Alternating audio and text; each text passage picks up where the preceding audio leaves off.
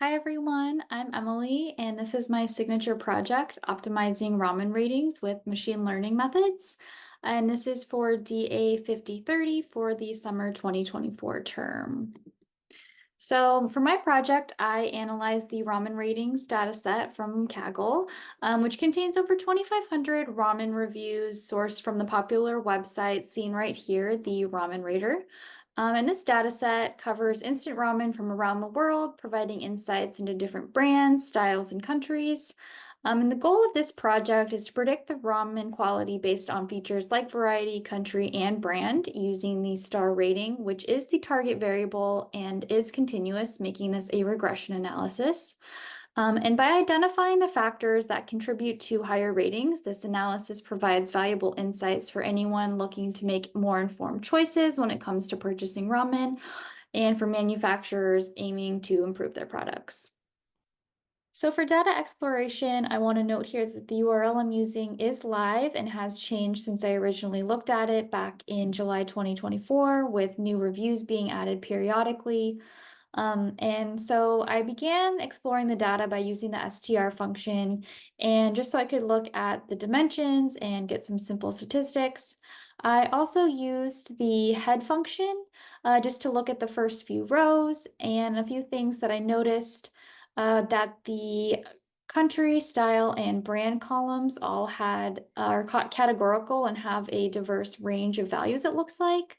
The stars column represents the ramen ratings, is scaled from 1 to 5. And I also noticed that the top 10 column right here has multiple missing values. So to address missing data, I initially used the is.na function, but it returned 0 missing entries, even though I know that there were missing values. So this was due to empty strings being used to represent missing data. So I ended up replacing those empty strings with NA values and recalculated the percentage of missing values per column. And the top 10 column ended up being 98% empty, making it irrelevant for further data analysis. I ended up removing this column and creating a new version of the data set with no missing values.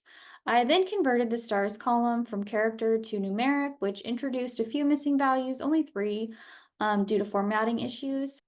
Since only 3 rows were affected, I decided to remove them as they were insignificant relative to the size of the data set. In the data processing stage, I checked the stars column, which is the only continuous feature in this data set, for normality, since many machine learning algorithms assume normal distribution. So I implemented a histogram right here. I also did a Shapiro-Wilk test as well as a QQ plot. And it was clear from all 3 of these tests that the stars column was not normally distributed, and I also evaluated feature correlations with the target variable using ANOVA, or analysis of variance test, and handled missing data by imputing the mode. I actually ended up having to introduce missing values since I didn't actually have any. I also binned low frequency categorical values, applied frequency encoding, conducted feature engineering, and used PCA down here to reduce dimensionality. I ended up implementing 3 different models to predict ramen quality based on the dataset's features. And the first one that I used was KNN, or K nearest neighbors, which is a non-parametric algorithm and ideal for datasets with diverse categories and non-normal distributions, like the ramen ratings. And it works by grouping data points and making predictions based on the nearest neighbors, making it pretty robust and straightforward. So the second model that I used was the random forest algorithm, which is an ensemble method that builds multiple decision trees. And this model is flexible and capable of handling both categorical and continuous data, and doesn't assume any distribution of the data. And it also provides insights into feature importance, which helps in understanding the most influential variables. And finally, I use lasso regression, which is particularly effective for regression problems with non-normal target distributions like I have. And the lasso performs regularization by shrinking some coefficients to 0, effectively selecting the most significant features and reducing model complexity. And this makes it a strong choice for datasets with potential multi-collinearity.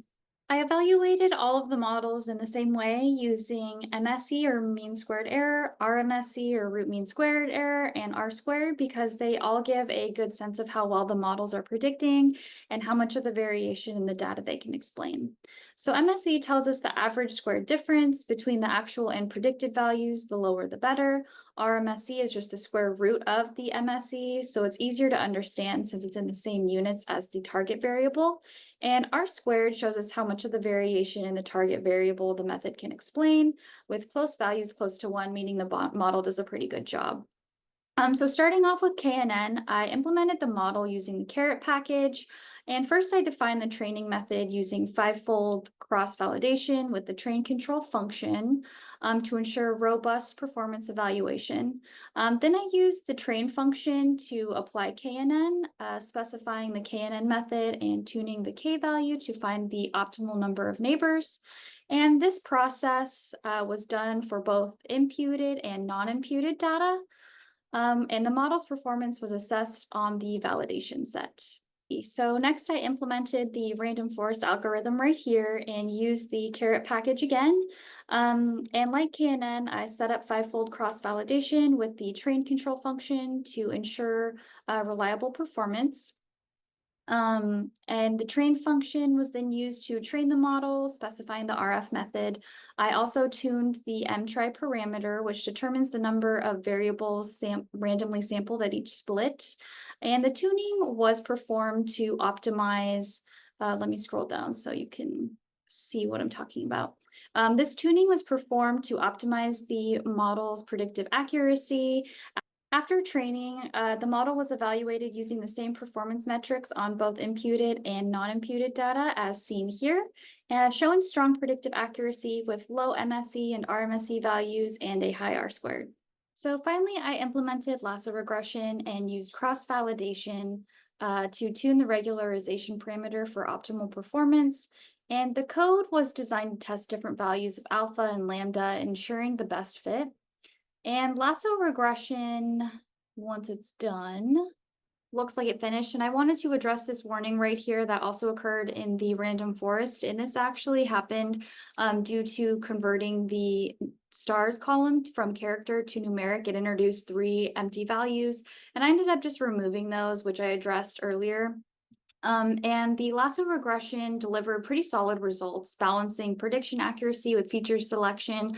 But its performance with the higher MSE and lower R squared was slightly behind that of the random forest, which had a significantly lower MSE and a higher R squared value. After implementing the 3 different models, I created an ensemble method to combine their strengths, incorporating boosting with the GBM package right here. And the idea behind this ensemble approach was to average the predictions from those models, leveraging the strengths of each to produce more accurate predictions. And I chose boosting because it iteratively improves weak learners, making it highly effective in capturing complex patterns in the data. And to evaluate each model, I used an 80-20 train validation split and fivefold cross-validation. And I also performed hyperparameter tuning to optimize each model's performance. And the key metrics I focused on, again, here are MSE, RMSE, and R squared, where a lower MSE and RMSE closer to 0 and a higher R squared value closer to 1 indicate better model performance. And I calculated all of that here. And on their own, Random Forest model had the lowest MSE, showing strong performance with minimal error, while KNN model did okay, but had a bit higher MSE. And lasso regression had the highest MSE, making it the least effective of the 3. And when I combined the models in the ensemble, the MSE dropped even further to 0.00108, slightly outperforming even the random forest model. And I mainly focused here on MSE because it directly measures the average squared difference between the actual and predicted values, giving a clear sense of how accurate the predictions actually are. The lower the MSE, the better the model is at minimizing errors, and in this case, the ensemble method proved to be the most effective out of all.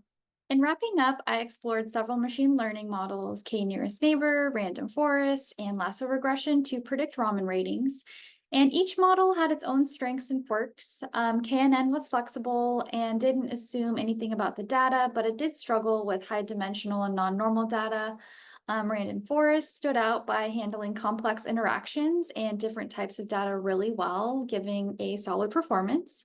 And then lasso regression was handy for picking out important features and dealing with multi-collinearity, but it wasn't as strong with this data set's particular challenges.